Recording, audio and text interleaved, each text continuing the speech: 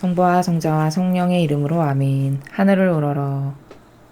사랑을 하느님 아버지 뜻 안에서 스승이신 예수님과 도움이신 성령님과 사랑을 성모님과 성 요셉 아버지와 성 미카엘 대천사와 하늘의 모든 거룩한 천사들과 성인들의 전구를 청하며 기도드립니다. 사랑을 아버지, 오늘도 아버지 뜻 안에서 예수님과 어머니의 하나 되신 성심을 통해 아버지께서 사랑하시는 인류의 영혼들, 그리고 구원하기를 바라시는 영혼들, 이들 모두를 아버지 뜻에 봉헌드립니다. 아버지, 인류를 뒤덮고 있는 사악한 마귀의 계략으로부터 진리하고는 다른 인간적인, 그리고 자신의 기호와 정서, 자신의 뜻, 자기의 기준, 자기선, 이런 것이 마치 옳은 것인 양 인간을 속여서 그 모든 인간적이고 자아적인 것으로 영혼을 멸망시켜가고 있는 이 마지막 시대에 가장 교묘하고 유려하며 착해 보이고 친절하지만 속은 그 어떤 마귀보다도 더 사악하고 악독하며 모든 이를 속이는 이 마귀를 완전히 소멸시켜버리시고 괴멸시켜버리시고, 그리고 골통을 부숴버리시는 위대한 아버지의 권능으로 이 모든 마귀를 이 지구상에서, 특히 대한민국과 미국에서 없애버려 주시옵기를, 뿌리째 캐내어 영원히 꺼지지 않은 지옥에 던져버려 주시옵기를 간곡한 갈망으로 초원드립니다. 예수님과 어머니, 이 나라와 미국에, 그리고 아버지께서 사랑하시는 자유진영의 우파의 모든 나라에 자비를 베풀어 주시옵소서. 이 모든 기도 우리 주 그리스도를 통하여 비나이다. 아멘. 성부와 성자와 성령의 이름으로 아멘. 안녕하십니까. 하느님의 뜻 선교의 윤피아 수녀입니다. 자, 오늘도 아버지께서 성경 말씀을 통해서 우리 인류에게 주시는 진실의 나라, 사실의 나라, 그 진리를 함께 학습해 보도록 하겠습니다.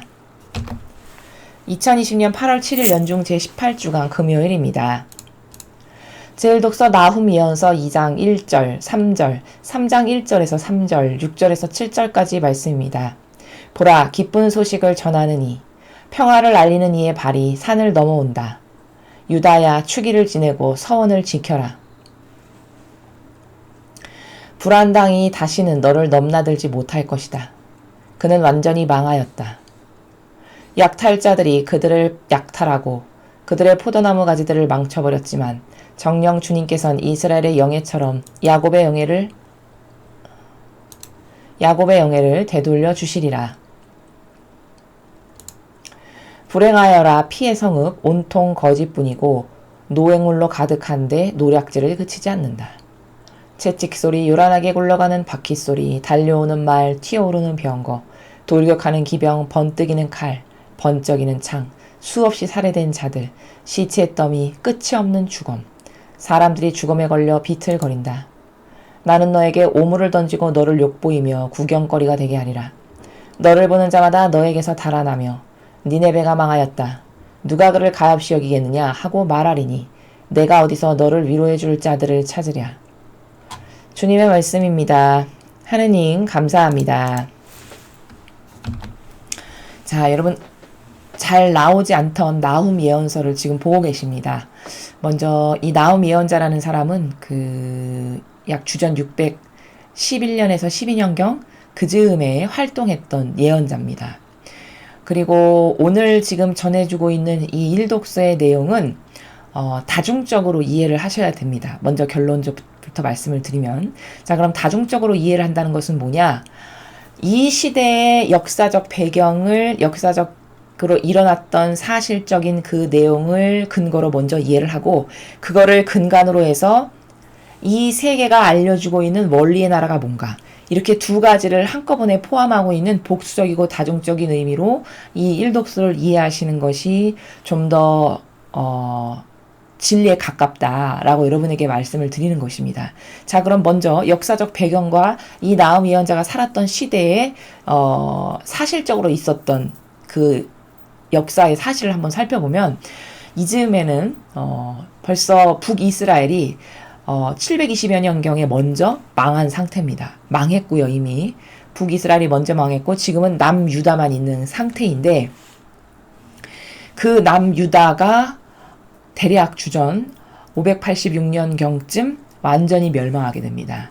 그래서 지금 이 나훔 예언자가 이야기하고 있는 이 즈음의 배경은 그 남유다마저도 완전히 망하기 바로 직전 시대, 즉 586년에 망했는데 한 612년경쯤 활동했으니까 불과 한 2, 30년, 20여 년밖엔 유다가 망하기까지의 차이가 얼마 있지 않은 그 즈음에 쓰여졌던 예언서입니다. 그런데 이때 역사적 그 주변국의 상황이 어땠냐면 북이스라엘은 벌써 망했고 남유다도 바빌론의 유배에 끌려가서 그렇게 고생을 하고 그렇게 살았던 시대입니다. 그런데 이 당시에 그 남유다를 가장 괴롭혔던 강대국이 누구냐? 그 나라가 바로 아시리아입니다. 그리고 아시리아의 수도가 오늘 여기 등장하는 바로 니네베입니다. 아시리아의 수도가 니네베였습니다.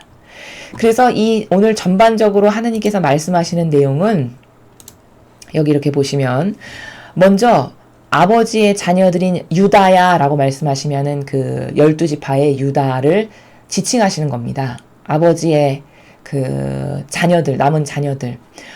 이 남은 자녀들더러 기뻐하라는 겁니다. 추기를 지내고 서원을 지켜라. 왜냐? 너를 괴롭히는 불안당, 그 불안당이 다시는 너를 넘나들지 못할 거다. 왜? 내가 그것들을 패망시키고 망하게 할 거다. 이렇게 이야기하시는 거거든요. 그래서 여기도 보면은 약탈자들이 그들을 약탈하고 이 아시리아가 이 니네베 사람들이 이 남유다 사람을 그렇게 못살게 구고 핍박을 가하는 거죠. 괴롭히고 강대국이라는 이유로. 그래서 약탈하고 이 유다가 가지고 있는 온갖 좋은 것들은 다 가져가고 핍박하고 박해하고 이렇게 하는 것을 아버지께서 모르실 리가 없죠. 그렇게 해서 다 죽어가는데 근데 내가 선택한 내 자식을 괴롭히는 이 아시리아 이것들을 내가 가만두지 않겠다라고 3장 1절부터 지금 이렇게 쭉 말씀하시는 나라가 피해 성읍 온통 거짓뿐이고 노획물로 가득한데 노략질을 그치지 않고 이거 다 누구를 말하는 거죠? 아시리아의 그 사악한 행동을 이야기하시는 거죠. 강대국 이 당시에 제국이라고 해서 주변 약소국을 괴롭히고 갈취하고 강탈하고 약탈하고 거기에 모든 기물에 손대고 비싼 건 가져가고 이런 것들의 이런 노략질 그런 것들을 고발하시면서 그런데 그것들을 내가 돌격하는 기병, 번뜩이는 칼, 번쩍이는 창, 수없이 살해된 자들, 시체 더미, 끝이 없는 죽음, 사람들이 죽음에 걸려 비틀거린다. 이게 다 뭘까? 이렇게 망하게 하시겠다는 거죠. 그래서 너한테 오물을 던지고 너를 욕보이고 구경거리가 되게 할 거다. 누구를? 아시리아를. 너를 보는 자마다 너에게서 달아나며 니네베가 망했다. 누가 그를 가엾이 여기겠느냐? 아시리아의 수도가 니네베라고 말씀드렸습니다. 즉 완전히 아시리아 즉 니네베가 완전히 망했을 때 세상 누구도 가엾이 여기겠느냐. 이렇게 악랄하게 제국이랍시고 주변국을 괴롭히고 내가 선택한 내 백성인 이스라엘을 이렇게 악독하게 괴롭혔으니 누가 가엾게 여기겠냐 하고 말하리니 내가 어디서 너를 위로해줄 자들을 찾으라. 너가 그렇게 심각하고 피폐하게 망했다라고 해서 너를 불쌍하게 여길 자 아무도 없을 거다. 이렇게 이야기하시는 나라입니다.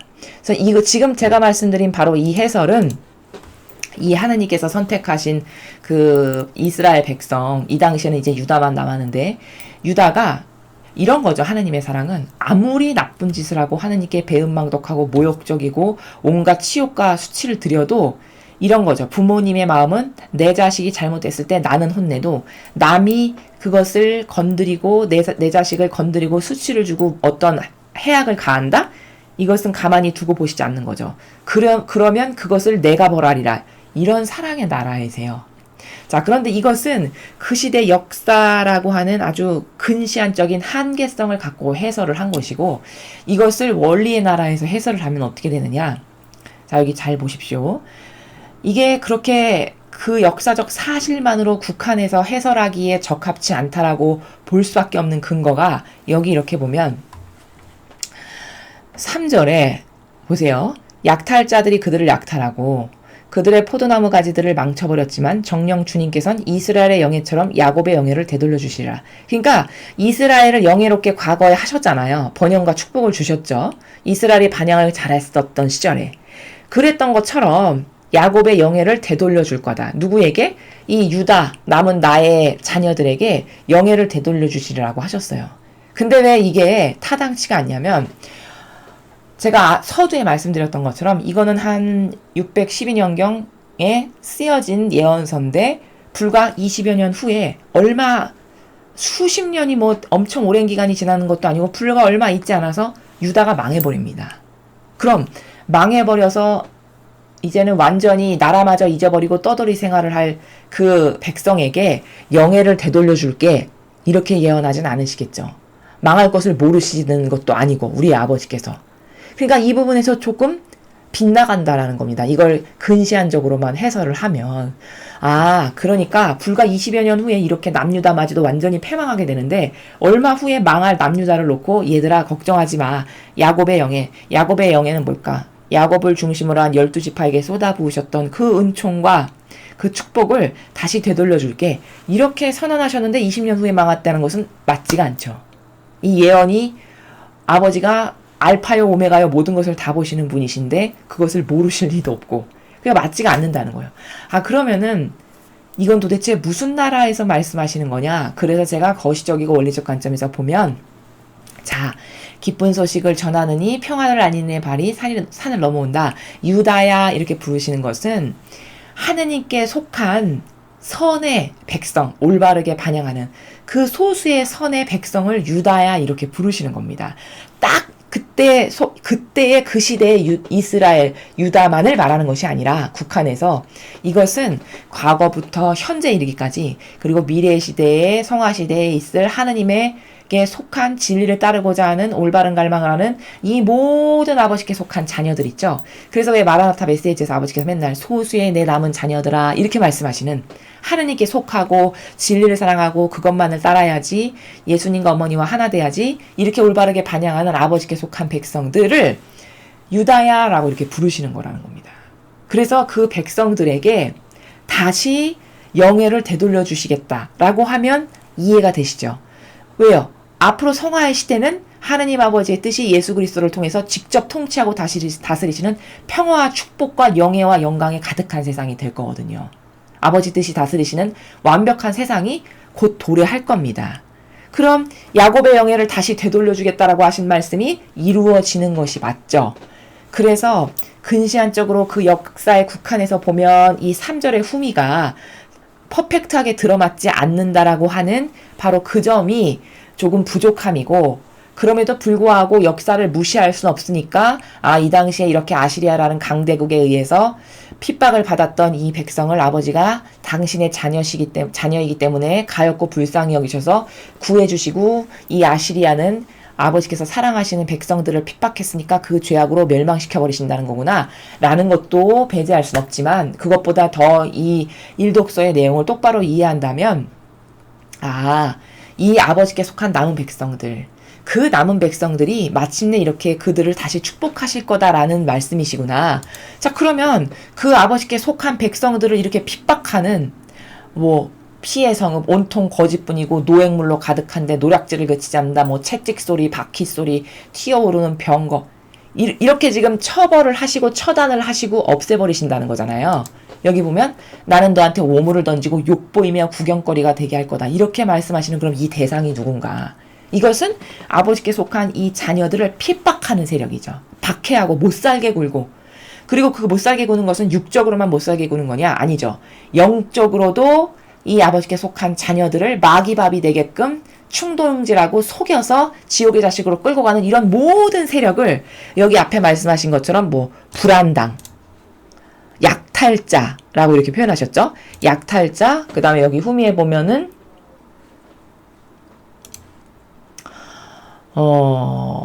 약탈자라고 표현하셨네요. 그 약탈자들이 그럼 과연 누구냐?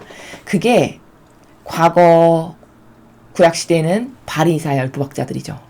이 아버지께 속한 선의 백성을 끊임없이 괴롭히는 제도와 전통을 따르라고 강요하고 자신들은 수많은 것들을 이 백성들에게 강요하지만 손가락 하나 까딱하지 않는다고 예수님 말씀하신 바로 그 세력 바리사 율법학자가 되겠고 이제 2000년이 지난 지금에 와서는 이 약탈자들 주님의 백성을 괴롭히는 약탈자가 누구냐? 그게 로마 가톨릭이죠. 왜? 변질됐잖아요. 그럼 로마 가톨릭의 사제나 주교나 추기경이나 신부님이 다 괴롭히지 않는데 여기서 괴롭힌다는 것은 육만을 말하는 것이 아니라 제가 서두에 말씀드렸듯이 주님의 성경이라는 것은 본질과 형상을 아울러서 볼 줄 알아야 되는 거거든요.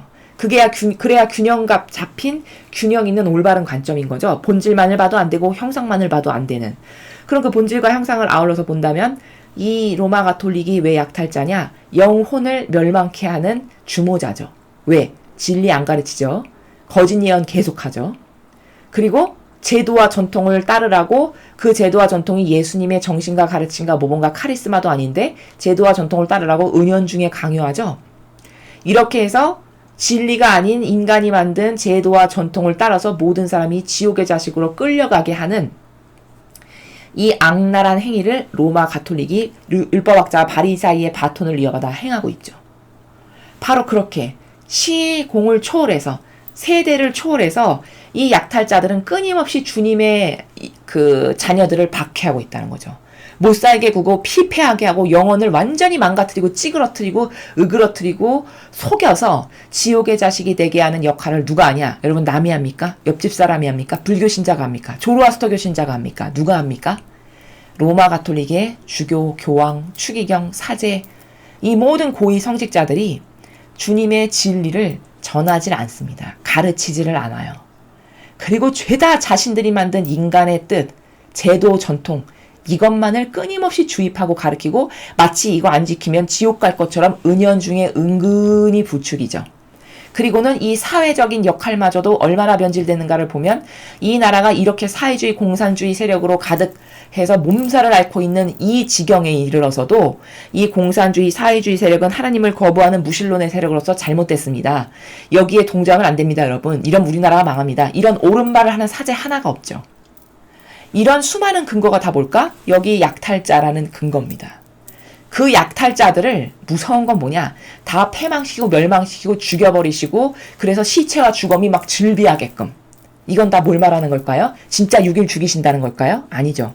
영혼을 그 로마 가톨릭이라고 하는 그 수천 년 동안 존속했던 인간의 뜻이 거룩해 보이는 것처럼 코스프레 가운데 신자들을 속이면서 쌓아놨던 이 탑이 와르르르 한순간에 무너져서 이제는 모두가 짓밟고 다니는 쓰레기가 되게 아버지가 하시겠다라는 무서운 말씀입니다. 그렇게 약탈자를 내가 혼내주고 내 백성은 다시 유다의 그 영예를 회복시켜 주리라. 과거 12지파에게 줬던 그 축복을 내가 내 자녀들에게는 다시 회복해 주겠다. 라는 말씀으로 보는 것이 더 원리적이고 더 근원적이고 타당한 말씀이다. 라는 것을 여러분에게 설명드립니다.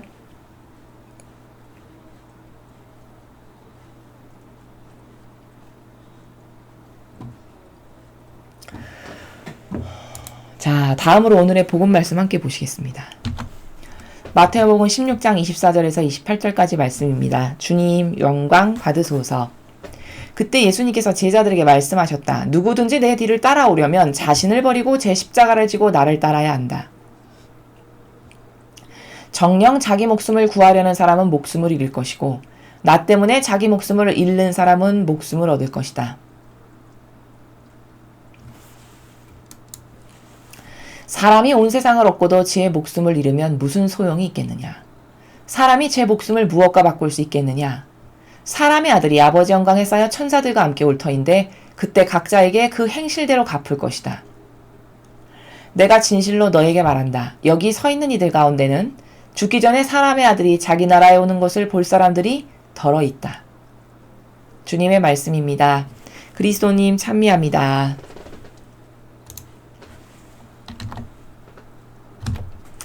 자, 오늘 주신 마테오 복음을 함께 보시면요.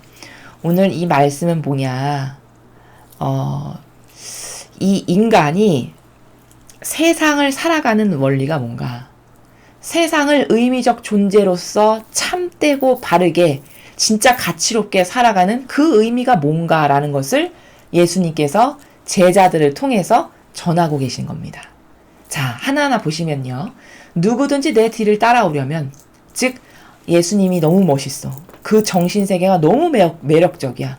온 인류가 다 자기 하나만을 위해서 사는데 그저 남을 위해서 사랑하시는 그 희생정신, 숭고하고 거룩한 희생정신, 그 의인의 정신, 고통을 사랑하는 정신, 그래서 인류를 위해서 모든 죄악을 다 끌어안으시고 배상과 보석을 철저히 하신 바로 이 정말 매력적인 정신, 그리고 참된 진실과 사실밖에 없는 그 정신세계, 진실하신 정신세계, 한번 사랑한 것을 절대 버리시지 않는 이런 신의 성실하신 나라. 아, 너무 매력적이야. 너무 멋있어. 이래서 네가 내 뒤를 따라오려면, 즉 예수님의 정신세계와 그분의 그 살아가시는 나라가 너무 매력적이고 아름다워서 나도 그런 정신으로 살아야지 라고 마음먹었다면, 그렇게 그게 바로 내 뒤를 따라오려면 이렇게 말씀하시는 거죠. 나와 같은 삶을 살고 싶으면 자신을 버리고 제 십자가를 지고 나를 따라야 한다. 자, 자신을 버리고 십자가를 지고 따르라고 하셨어요. 그냥 가는 게 아니라. 그럼 자신을 버리는 게 뭘까? 자신의 인간적인 모든 것을 싸그리 다 버려야 됩니다. 여러분, 예수님이 사명을 수행하시는데 자신을 돌보시는 적이 단 한 번도 없으셨죠. 너무너무 억울한 순간에조차도, 예를 들어 잡혀가셨는데 병사들이 침뱉고 모욕하고, 야 네가 하느님의 아들이라면 한번 내려와 보라지, 아이고 지 목숨도 못 구하면서 이렇게 조롱하고 놀리죠. 이거 다 치욕이고 모욕이고 수치고 억울함 자체고, 얼마든지 살아온 감정이 인간이라면 생길 수밖에 없는 이런 현상이거든요. 이때조차도 고요하셨어요. 심지어 고요하다 못해 어느 정도로 사랑이 넘치시고 어느 정도 사명만을 위하시는 정신이었냐면, 병사가 그렇게 조롱하는데 예수님께서 뭐라고 하셨냐? 아버지, 저 영혼을 불쌍히 여겨주세요. 저 영혼이 제가 누군지를 몰라서 저럽니다. 이렇게 대변해 주세요. 오히려. 아, 진짜 탁월하죠. 여러분, 인간 세상 어떤 사람이 자신을 박해하고 모욕하고 핍박하는데 그 사람을 대변하는 사람이 어디 있을까요? 그 사람을 대변하고 오히려 그 사람의 편을 들어주는 이런 마인드를 가진 사람 못 보셨죠? 이러니까 탁월하고 매력적인 거예요. 이런 거죠. 모두가 쓰레기, 진창, 하수구 냄새로 가득한데 그 중에 유일하게 향기롭고 그윽한 꽃 한 송이, 바로 그게 예수님이나 성모님의 정신세계시죠. 이래서 매혹적이고 아름답다라고 하는 거거든요. 그렇게 시공창으로 가득하고 썩은 내로 진동하는데 그게 인간의 정신세계고 수준이고 차원인데, 거기서 고결하게 피신 꽃 한 송이가 있다라고 하면 그게 얼마나 아름답고 매력적일까요? 그렇죠? 마치 그런 것과 같은 겁니다. 비유를 하자면. 정확하진 않지만. 그래서 그분의 정신세계를 보니까 내 정신세계가 멋있지, 내가 살아가는 이 효용과 가치가 정말 가장 완벽하고 아름답고 고결하고 이것밖에는 의미가 없지. 그러면 너도 나랑 같은 삶을 살려면 어떻게 해야 되냐면, 자신을 버리고, 즉 너의 인간적인 것 있잖니, 너가 너를 스스로 돌보는 나라, 너가 스스로 너를 대변하는 나라, 너의 자아가 원하는 것을 충족시키고자 하는 그런 욕구의 나라, 그쵸? 네가 옳다라고 주장하고 무엇을 내세우는 나라, 이런 거 싸그리 없어져야 된다는 거예요. 그게 자기를 버리는 겁니다. 그렇게 버리고 십자가를 지고 따라야 된다. 그럼 저 십자가는 뭘까? 십자가는 이 앞에 자신을 버리는 것과 비슷한 나라입니다. 내가 한평생 따라왔던 나의 그 인간적이라고 하는 그 자아의 나라, 그것을 지고, 그죠? 그 고통을 짊어지고 끊임없이 그것을 극복하는 가운데, 그것을 버리는 노력 가운데, 나를 돌보지 않으려고 하는 극복과 노력 가운데, 그런 가운데에서 나를 따라와야 네가 이 정신세계를 살아갈 수 있다. 이렇게 말씀하시는 거죠. 수많은 사람이 태어나서 지금까지 자아를 따르는 게 너무 익숙합니다. 그리고 그 자아가 막이라는 것을 여태까지 가르쳐준 사람이 아무도 없었습니다. 그렇게 자신을 위한 것만, 자기를 돌보는 나라, 자기 정서, 기호, 내 주장, 내가 옳다라고 생각하는 것, 내 선, 이것을 따르는 게 다 죄다 악인데, 그것을 악이라고 한 번도 생각해 본 적이 없는 것이죠, 우리가. 그게 왜 악이에요? 사람으로 태어났으면 자기를 대변하고 돌봐야 되는 건 당연한 거 아니에요? 심지어 이렇게까지 말씀하시는 분도 계십니다. 자, 그런데 계명에는 자신을 돌보는 나라가 하나도 없습니다. 그러면 하나님은 진짜, 아니 나는 죽으라는 얘기야 뭐야, 이렇게 말하는 마귀도 있어요. 여러분, 나를 돌보시는 것은 하느님이십니다. 내가 철저하고 처절하게 하느님의 뜻만을 위하고 이웃만을 위해서 살죠. 그런 나를 죽이실까요, 아버지께서? 사랑이 그렇게 차고 넘치시는데 오히려 더 잘 돌보시겠죠. 아, 제가 진짜 내 자식이구나 하세요. 더 눈동자처럼 돌보신다는 거예요. 바로 그렇게 나를 돌보고 이끄시는 건 하느님의 뜻이 내가 그렇게 올바른 정신으로 옳은 것에 반향하고 신이 성실하고 공정과 정의를 좋아하고 주님의 진리만을 따르려고 하고 그래서 예수님이 그렇게 사셨으니까 나도 그렇게 살아야지. 저게 매력적이고 멋있는 삶이니까 나도 구현해봐야지 해서 나를 돌보는 걸 완전히 버리는 이런 사람은 더더욱 돌보시겠죠. 눈동자처럼. 이게 아버지의 사랑의 원리입니다. 그래서 예수님을 따라서 살려면 자기를 버리고 십자가를 져라. 너가 한평생 익숙하게 따랐던 네 경향을 버리고 네 기호를 버리고 네 고즈넉한 정서, 너의 선, 네가 옳다라고 주장하는 거, 그리고 네가 한평생을 껌딱지처럼 끌어안고 살았던 자애심, 이기심, 사욕, 욕망 이런 거가 지고 가는 게 십자가예요. 그리고 이런 걸 버려야 된다는 거죠. 정녕 자기 목숨을 구하려는 사람은 목숨을 잃을 것이고 나 때문에 자기 목숨을 잃는 사람은 목숨을 얻을 것이다. 자, 이게 뭐냐? 그렇게 자기를 열심히 돌보면서 살아요. 열심히 육 챙기고 내 자아 챙기고 기호, 정서 이렇게 한평생 자기 목숨을 구하려는 사람은 목숨을 잃을 거래요. 그러니까 그렇게 열심히 자아를 돌보고 내가 좋아하는 거, 내가 만족스러운 거, 내 사욕, 욕망 채우고 이기심, 자애심 이런 거를 열심히 채우면서 살았어요. 근데 그 사람은 목숨을 잃을 거예요. 무슨 말이냐? 문재인 씨나 이 수많은 주사파 빨갱이 사회주의 공산주의 세력이 아주 악착같이 자기의 이익은 그렇게 열심히 챙기고 그리고 남에게는 착한 사람인 양 코스프레하고 그쵸? 그리고 국민은 점점 이렇게 가난하고 거지가 되게끔 만들잖아요. 이렇게 자기의 사욕과 욕망으로 한평생을 살았어요. 그런데 그들이 죽고 나서 심판대에 갔습니다. 과연 천국에 갈 수 있을까요? 절대 못 가겠죠? 그러니까 목숨을 잃을 것이다. 걔는 지옥 갈 거다. 패망할 거다. 이 말씀이십니다. 근데 나 때문에 자기 목숨을 잃었어. 그러면 예수님 때문에 희생했고 예수님 때문에 고통받았고 진리를 지키려고 내가 치욕과 수치와 모욕을 당당히 감수해냈고 받아들였고 아버지의 뜻 진리를 지키느라 내가 손해봐도 그냥 묵묵히 아버지가 좋아지시는 거니까 내가 손해보자. 이런 정신으로 살았다. 이게 예수님 때문에 자기 목숨을 잃는 사람이에요. 이런 영혼이. 그런 사람은 목숨을 얻을 것이다. 반드시 천국의 높은 곳에 아버지께서 당연히 갖다 놓으시겠죠. 그게 공정한 거 아닙니까? 이 지상에서 아버지를 위해서 그렇게 희생하고 고통받고 슬프게 살았는데 그토록 아버지만을 위해서 자기 것은 하나도 추구하지 않았는데 회상과 당연히 보상이 있어야 되는 거잖아요. 왜? 공정하시니까. 그 보상을 천상의 나라에서 다 해주신다는 거예요. 그러니까 높은 곳에 갈 수밖에 없고 천국에 갈 수밖에 없겠죠. 그게 바로 목숨을 얻을 것이다. 이렇게 말씀하시는 겁니다. 정말 정확하죠? 그러니까 세상 사람은요. 왜 그토록 자기를 돌보는 것에 열광하는가? 25절을 몰라서죠. 그렇게 육신과 내 자아와 욕구와 기호를 그렇게 한평생 왕처럼 떠받들고 섬기고 사는 게 자기가 좋아지기 위해서잖아요. 내가 조금 더 좋아지고 부자로 살고 잘 먹고 잘 살고 조금 명예를 갖고 더 높아지고 이렇게 하려고 온통 혈안이 돼서 애를 쓰잖아요. 그게 진짜 자기가 좋아지는 길이냐? 사실은 자기를 패망으로 이끄는 길이라는 걸 모르는 겁니다. 그 좋아지는 것은 잠깐 지상에서 사는 단 몇십 년 좋아질 수는 있겠죠.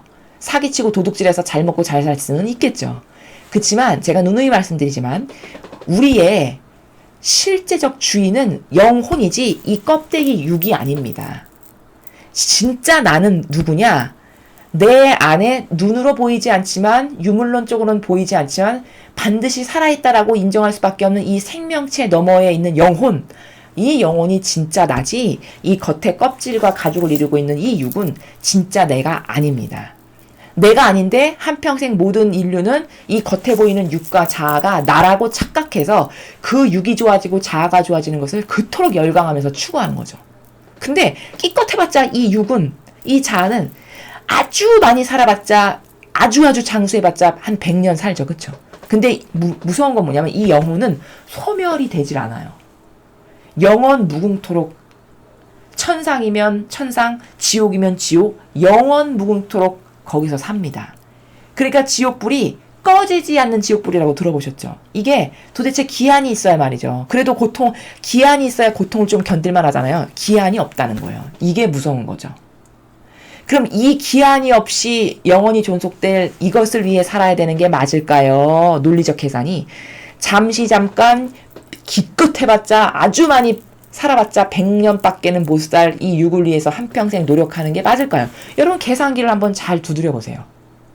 당연히 영원히 사는 이 영혼을 위해서 투자해야 되는 게 올바른 계산기인 거죠. 이런 올바른 계산기조차도 작동이 안 돼요. 왜? 한평생 육을 위해서 사는 경향이 너무 익숙하다 보니까, 그리고 영혼이 나라는 것을 가르쳐준 사람이 아무도 없다 보니까 진짜 나는 사실 영혼인데 그 진짜 나는 다 팽개치고 영혼은 굶어 죽거나 말거나 지옥 가거나 말거나 관심 없고 일시적이고 한시적인 이 몸뚱아리와 내 마음 안에 있는 이 자아가 원하는 것만을 일평생 추구하다 허무하게 죽는, 이게 인간의 너무나도 안타까운 현실이죠. 바로 그것을 25절에서 말씀하시는 거예요. 아니 그렇게 온통 해서 죽으면 지옥 가면 뭐 하겠느냐 이 말씀이죠. 적나라하게 이야기하면 사람이 온 세상을 얻고도 제 목숨을 잃으면 무슨 소용이 있겠느냐, 사람이 제 목숨을 무엇과 바꿀 수 있겠느냐, 이게 바로 무슨 말씀이십니까? 그래 네가 그렇게 너를 좋아지는 것을 위해서 일평생 아둥바둥하면서 그냥 온갖 사악하고 악랄하고 사욕과 욕망을 채우고 너를 돌보는 것에 일평생 힘쓰고 살다 죽었어. 근데 그렇게 온 세상을 얻고도가 바로 그날이에요. 네가 원하는 것을 다 누려봤고 다 해봤고 만족할 만큼 부도 갖고 누리고 먹고 마시고 쓰고 배 두드리면서 이렇게 잘 살았어. 근데 네가 심지어 왕이 돼서 온 세상을 얻고 대통령이 돼서 떵떵거리면서 천하를 호령하면서 산다 해도 결국 누구나 다 죽을 거거든. 그럼 죽고 나서 저 세상은 영원히 지속되는 세상인데, 그렇게 온 세상을 네가 다 얻고도 네 목숨을 잃으면, 즉 목숨을 잃는다는 건 뭘까? 네 영혼이 지옥 가면 그게 다 무슨 소용이니? 영원히 지옥에서 달달달달달달 꺼지지 않는 몇 도인지 측정도 안 되는 그 뜨거운 불에 무한대의 나라에서 계속 달달달달 볶이는 그 고통을 너가 감수해야 되는데, 그렇게 세상에서 떵떵거리면서 잘 살고 네 사욕과 욕망을 채운다 한들 그게 다 무슨 소용이겠니? 이렇게 말씀하시는 거죠. 사람이 제 목숨을 무엇과 바꿀 수 있겠니? 저기 저 목숨이란 단어는 영혼을 지칭하시는 거예요. 아니 너의 영혼이 지옥 가는 거, 천국 가는 거, 이 기로에 서 있는데 지금 이 지상에서 어떻게 사느냐에 따라서 지옥 가는가 천국 가는가가 결정되는데 그것보다 더 중요한 게 뭐니? 이렇게 말씀하시는 거죠. 사람의 아들이 아버지 영광에 쌓여 천사들과 함께 올 터인데 그때 각자에게 그 행실대로 갚을 것이다. 자, 천사들과 함께 오실 날이 있으시대요. 사람의 아들, 즉 예수님께서. 이건 어떤 때를 말씀하시는 거죠? 예, 마지막 시대. 마지막 시대는 미가엘로 오실 거다라고 성경에 쓰여 있습니다. 그런데 그 마지막 시대에 미가엘로 오셔서 각자 사람마다 이 지상에서 행한 여러 가지 결과물들이 있잖아요. 행위의 결과물들. 그것대로 다 갚아주신다는 거예요. 내가 진실로 너에게 말한다. 여기 서 있는 이들 가운데는 죽기 전에 사람의 아들이 자기 나라에 오는 것을 볼 사람들이 덜어 있다. 자, 28절이 무슨 말씀이신가? 여기 서 있는 이들 가운데는, 지금 예수님 눈앞에 서 있는 그 사람들 가운데는 죽기 전에 사람의 아들이 자기 나라에 오는 것을 볼 사람들이 덜어 있다. 자, 죽기 전에 사람의 아들이 자기 나라에 오는 거는 무슨 말이냐? 저기 죽는다는 것은 육을 말하는 게 아니에요. 영혼을 두고 말씀하시는 겁니다. 그러니까 영혼이 사람의 아들을 볼 수 있는 사람들이 덜어 있는데, 그럼 뭘까? 사람의 아들을 볼 수 있다라는 것은 천상 나라를 뜻하는 거죠. 그러니까 지금 내 눈앞에 서 있는 여기 군중, 예수님 앞에 서 있는 그들 군중, 여기 서 있는 이들 가운데는 내가 이렇게 보니까 죽기 전에 이것은 육이 죽는 것이 아니라 네 영혼이 사람의 아들이 자기 나라에 오는 것. 자기 나라는 뭐? 예수님이 다스리시를 통치하실 나라, 천상 나라, 이런 나라를 말하는 거죠. 그 나라에 오는 것을 본다라고 하는 것은, 예수님을 본다라고 하는 것은 구원받은 거죠. 그러니까 구원받을 영혼들이 이 중에 그래도 덜어 있다. 이렇게 말씀하시는 겁니다. 자, 그래서 오늘 1독서는 그 나훔 예언서인데, 근시안적으로는 그 당시에 가장 힘썼던 아시리아라는 나라가 이렇게 내 백성을 괴롭히니 두고 봐라. 이들은 곧 망할 거다. 이렇게 나훔 예언자를 통해서 그 시대의 역사적 배경 가운데 그 당대에 벌어질 사건을 말씀하신 건데, 진짜 여러분 약 611년에서 612년 사이에 나훔 예언자가 활동했는데 아시리아가 606년에 진짜 망했습니다. 완전히 망했어요. 역사적으로 나오는 증거입니다. 그러니까 진짜 예언 말씀이 이루어졌죠. 그렇죠? 그리고 그것을 그렇게만 보기에는 약간 부족한 부분이 아까 뭐 유다의 영예를 다시 되돌려 주리라 이렇게 말씀하셨는데 사실 남유다도 하느님께 올바르게 반영을 하지 못해서 얼마 후에 이 나훔 예언자 활동하던 시절 한 20여 년 후에 사실적으로 망했단 말이죠. 그러면 남유다도 불과 한 20여 년 후에 망하 있는데 망할 나라를 두고 너를 이렇게 영예롭게 일으켜주리라고 말씀하시는 건 안 맞잖아요. 앞뒤가. 그쵸? 그러니까 그것이 근시안적으로만 보는 것은 좀 부족하다라고 말씀을 드리면서 그럼 이것을 거시적 나라에서 원리적으로 봤을 때 본질에 나서 봤을 때 이건 뭐냐? 하느님의 자녀들 있죠. 하느님께 진짜 속한 참된 소수의 자녀들이 과거로부터 있었잖아요. 올바르게 반영했던 자녀들이 시대를 달리할 뿐이지 있죠. 그래서 지금은 마라나타 메시지에서 소수의 내 자녀들아 이렇게 말씀하시는 예수님과 어머니와 용해되기를 갈망하고 하나 되기를 원하고 진리만이 맞습니다. 전 이것만을 따르겠습니다. 이렇게 이 정신으로 사는 그 아버지께 속한 자녀들이 있잖아요. 그들을 괴롭히는 세력이 과거부터 지금까지 계속 있었습니다. 사람만 바뀌었을 뿐이에요. 즉 과거에는 율법교회의 유다교회 바리사야 율법학자들이었고 얼마나 악랄하고 악독했으면 예수님이 너희는 쟤네들의 행실은 담지 말아라 이렇게 말씀하실 만큼이었어요. 쟤네들은 하느님이란다라는 그 허울 좋은 허세 이면에는 사실 수많은 국민에게 무거운 세금을 짊어지고 손가락 하나 까딱하지 않는 것들이다 이렇게 말씀하시잖아요. 그 정도로 악독했단 말이죠. 그게 주님의 백성을 박해하는 세력이에요. 사실적으로. 백성들이 어리석어서 그게 뭔지도 모르고 그 바리사 율법학자를 찬동한 거죠. 속아서. 자, 그랬는데 그 바리사 율법학자가 지금은 없잖아요. 그럼 완전히 그 마귀 세력이 없어졌냐? 아니죠. 로마 가톨릭으로 넘어가면서 그 로마 가톨릭의 인간의 뜻이 조작해서 만든 제도와 전통으로 싹 넘어왔어요. 지금은 그 세력이. 그래서 이 시대에는 그러니까 예수 그리스도께서 그리스도교를 만드셨을 때 12사도 때만 잠깐 반짝했어요.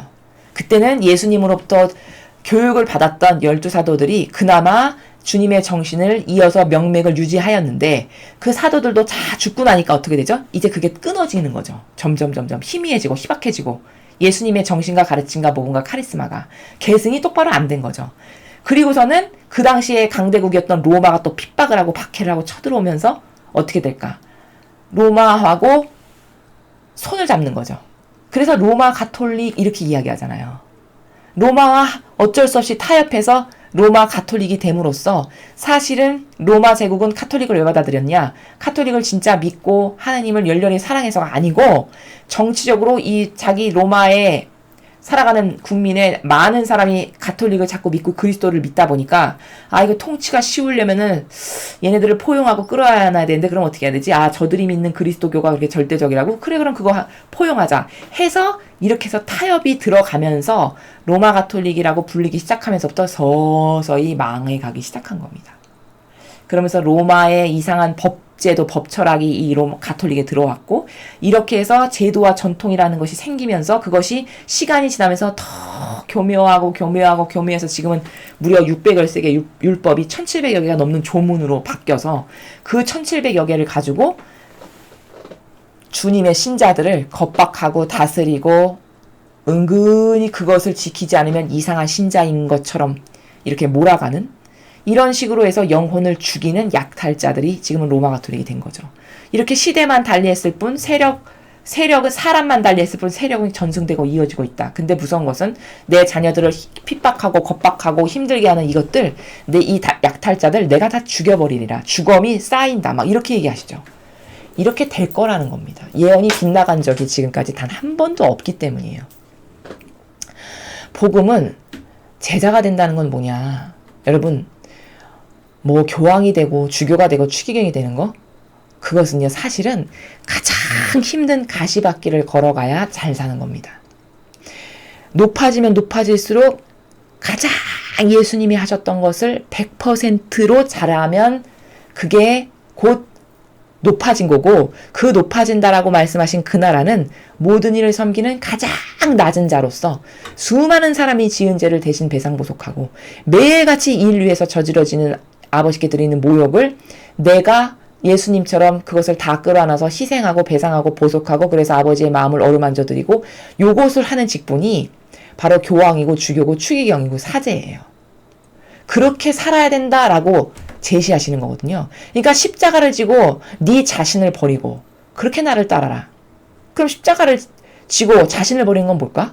네 것은 완전히 배제시켜라. 너로부터 너의 자아로부터 발로된 거 그게 뭐든지 간에 아무리 그게 옳아 보이건 말건 그것은 너의 생각일 뿐 진리에 근거하지 않고 말하거나 주장하는 모든 것이 다 마귀다. 그러니 완전히 배제시켜라. 그렇게 해야 내가 가는 길을 똑바로 따라가고 사는 거다. 이렇게 가르치시는 거거든요.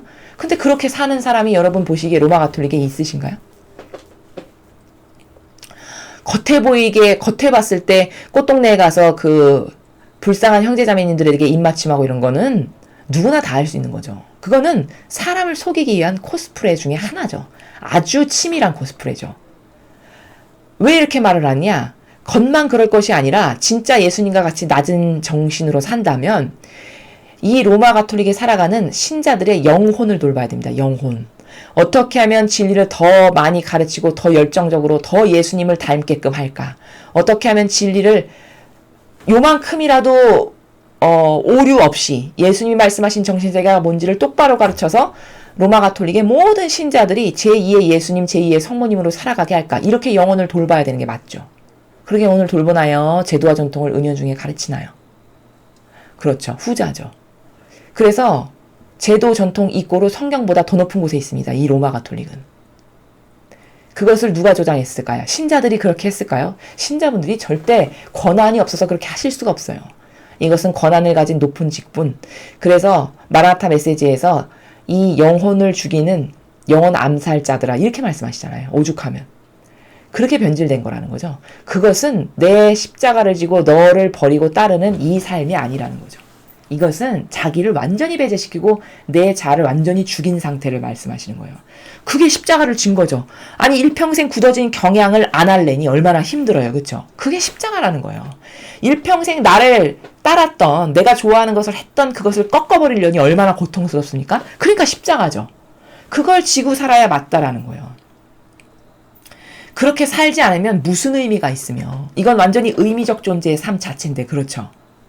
이 삶이야말로 의미적 존재의 결정체입니다. 이 주님의 뜻을 따른다는 삶 자체가 세상의 모든 것도 다 의미 빼면 아무 소용이 없는 것이지만 이 삶은 특히 더해요. 여기서 의미를 빼버린다? 그럼 이것은 껍데기뿐인 거고 차라리 너는 나를 몰랐던 것이 낫다에 해당되는 삶, 그런 불행한 삶입니다. 그런데 이런 의미, 정신 이런 거 하나도 없잖아요.